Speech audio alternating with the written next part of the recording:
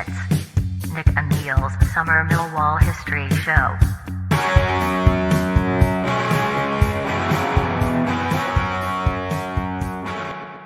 Hello, dear listener, Neil here. A very warm welcome to Nick and Neil's History Show and our Millwall Summer Specials. The aim of Nick and myself is to build a library of 20, 25-minute shows you can dip in and out of in the car, in the gym or on the train, anywhere you like, really. This is proper history, lots of unbelievable stories that we should know but don't. So here we are, rescuing these stories from obscurity and breathing new life into them. Nick and I feel that as a club, we don't make the most of our rich history, and it's a subject that is often ignored. And we hope this series will bring to life some of the events and characters of our past. It's been a real pleasure to research this series, and I hope you enjoy listening to them as much as we have enjoyed making them. Enjoy. It's Nick and Neil's Summer Millwall History Show.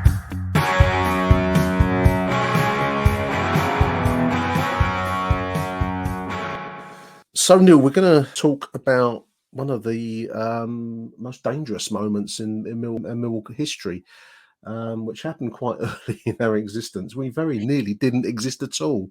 You and me would have been, well, you might have been an Exeter fan, I might have been a Charlton fan. I don't know what I would have been, but for this, if things had turned out differently in 1901. Mate, it's scary, isn't it? What would I have done for 30, 40 years in London? What lives would we have had but for this? We speak, listeners, of the near disbandment of Millwall Athletic in the year 1901, and the circumstances which we've mentioned before in previous shows, but they're worth repeating here, Neil.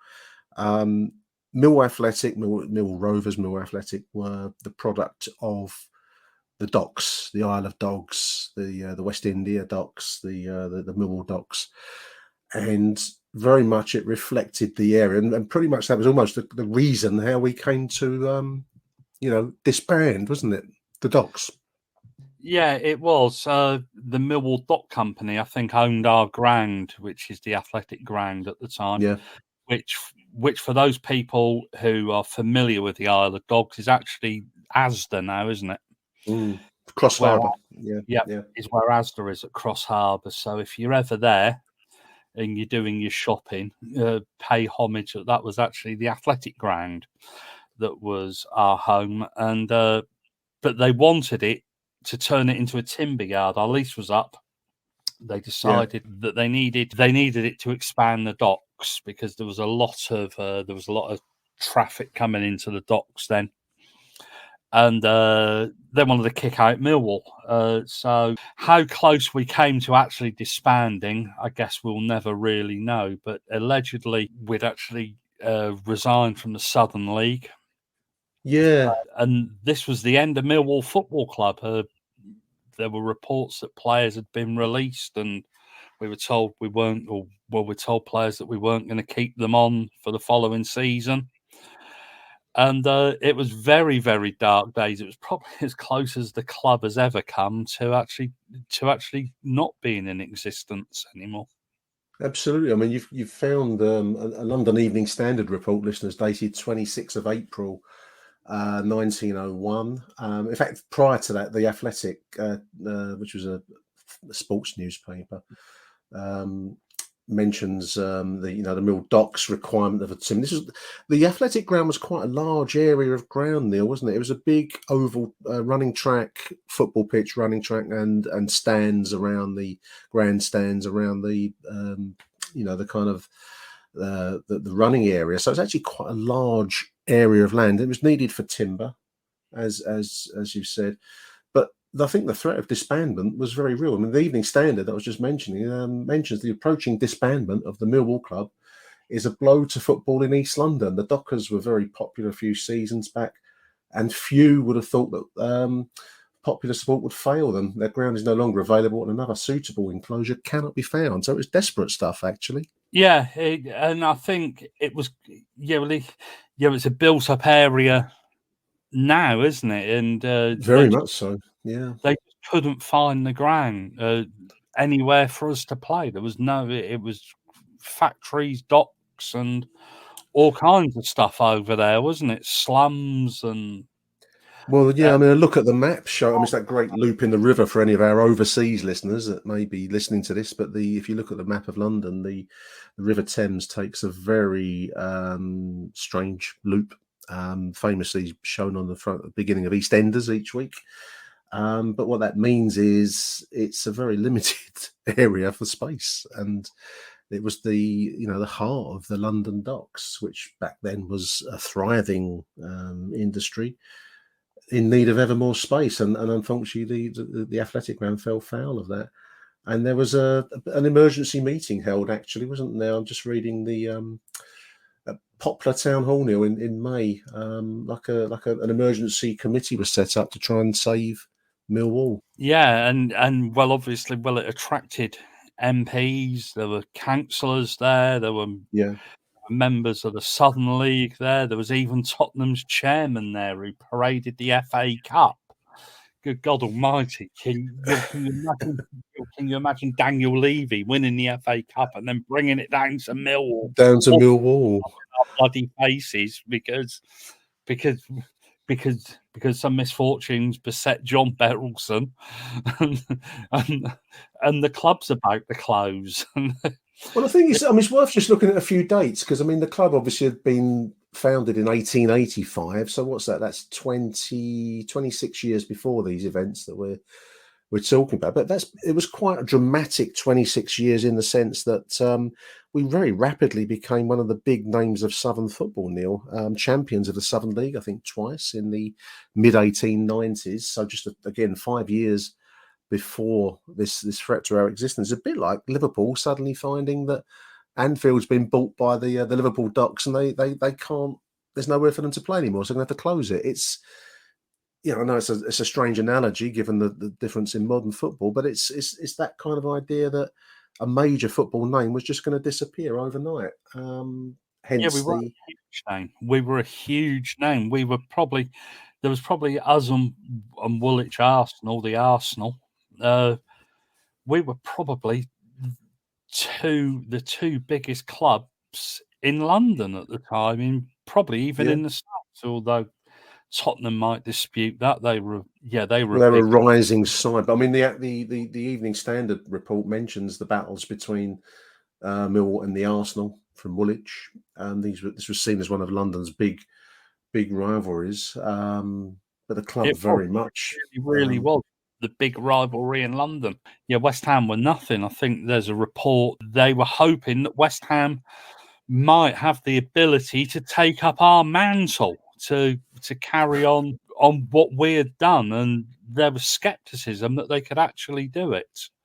So that just shows, I think, how close the club actually came to being no more. And this public meeting at Poplar Town Hall was very much to try and garner some support for us, to get some ideas and to get some money in the bank, and just muster some support. I mean, Poplar Town Hall is still there. I'm sure that it's. I've driven past it on the way on the as you come along the road towards where Rotherhithe Tunnel is, and I think that the building is still there. It may have been a library or maybe used for weddings and like since, but at this point it was a functioning town hall for the district of Poplar.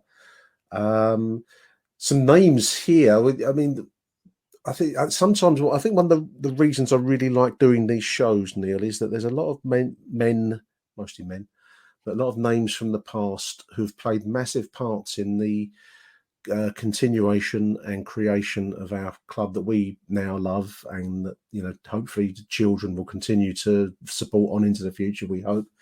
And but for these people, that wouldn't exist, and this very much is reflected in this meeting. So we've got names like the Mayor of Poplar, probably an unknown name now, but we're going to say his name because that's the purpose of the show. It's Richard Henry Green, Mayor of Poplar, all arranged for this meeting to take place. There was a very large audience in the room. Sidney Buxton, MP for Poplar, a Liberal, But also another chap here, a Conservative, Tommy Dewar MP, a football fan.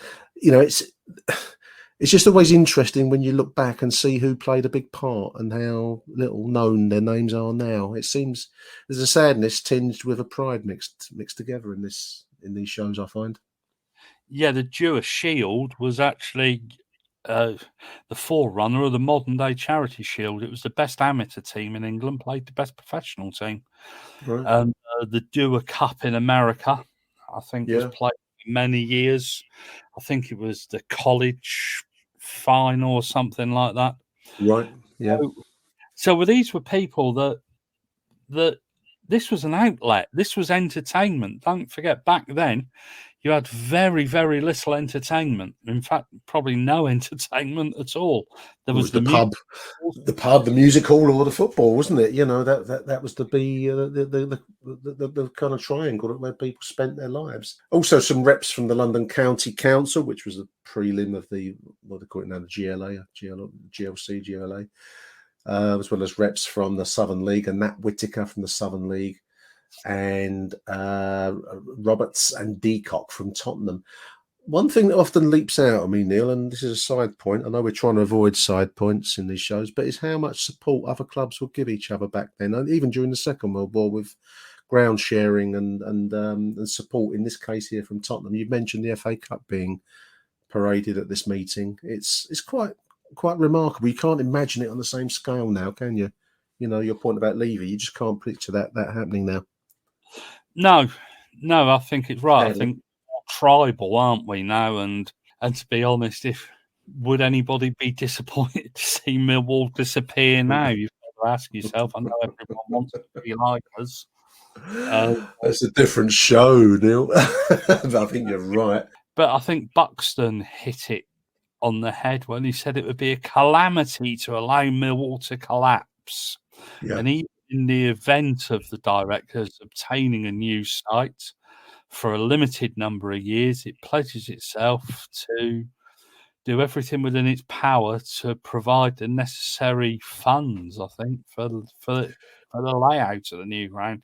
He didn't blame the Millwall Dock Company, who I think would disappear just before we moved south of the river.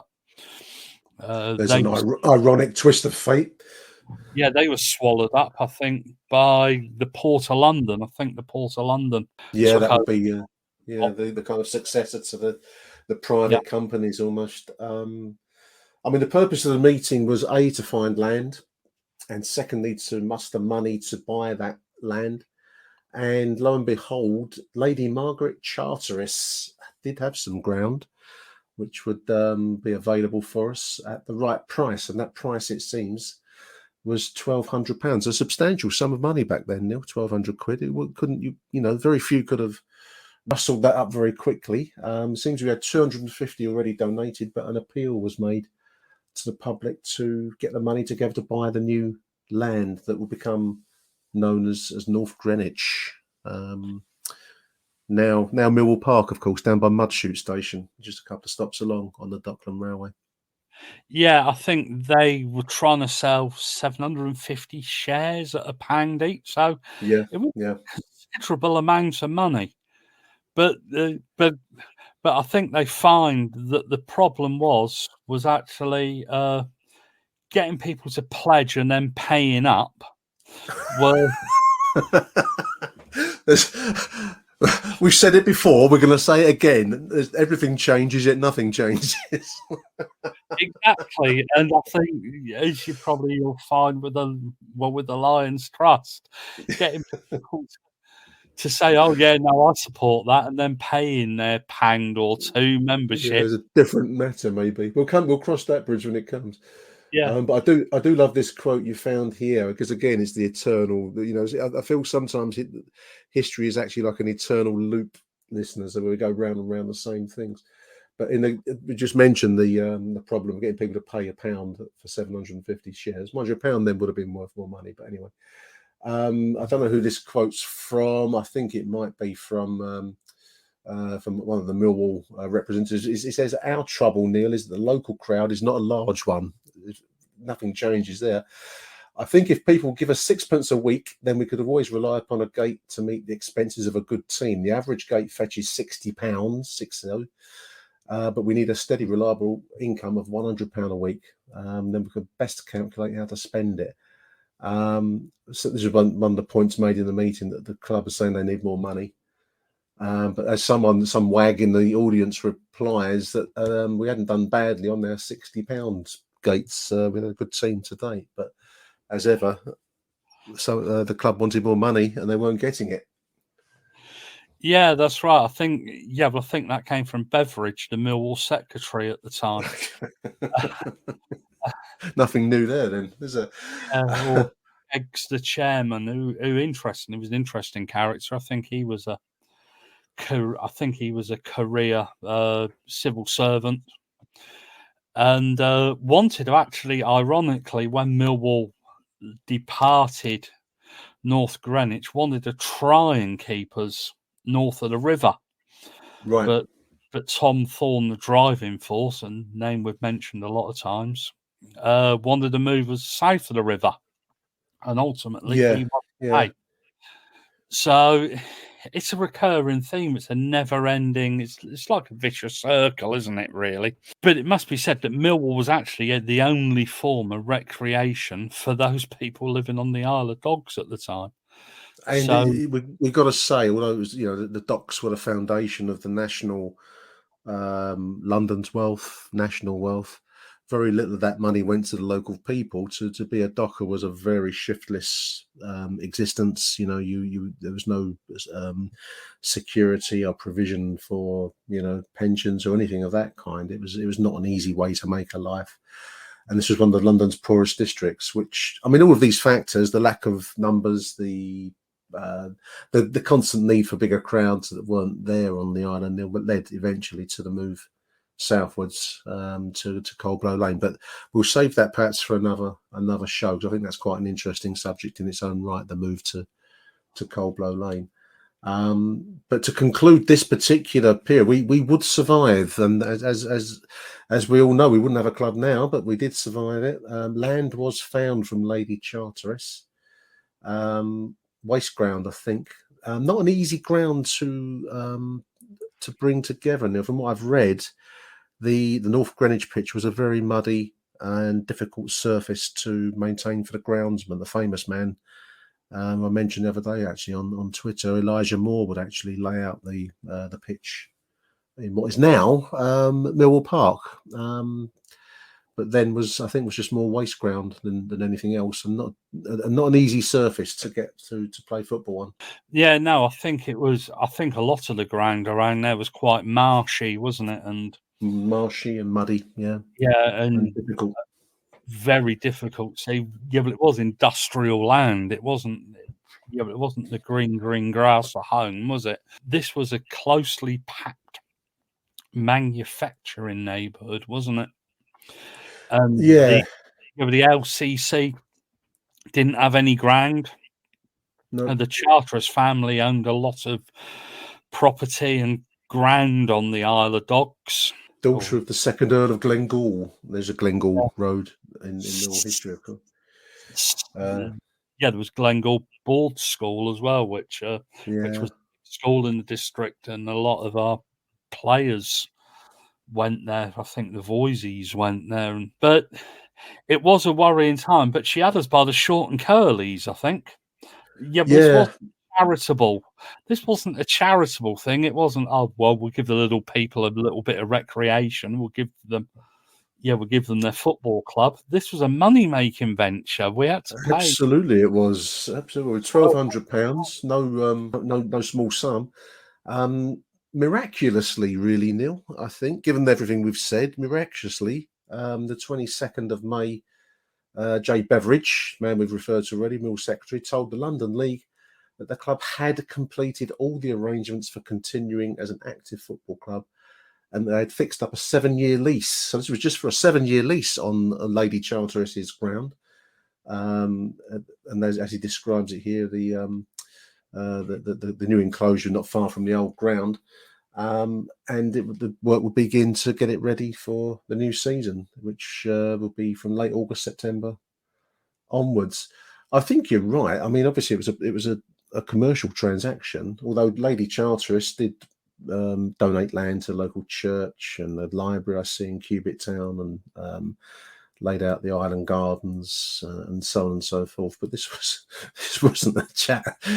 This was a deal. This was art of a deal, whichever way you want to call it. So Nick, I think £1,200 in 1901 was worth £157,000 in today's terms.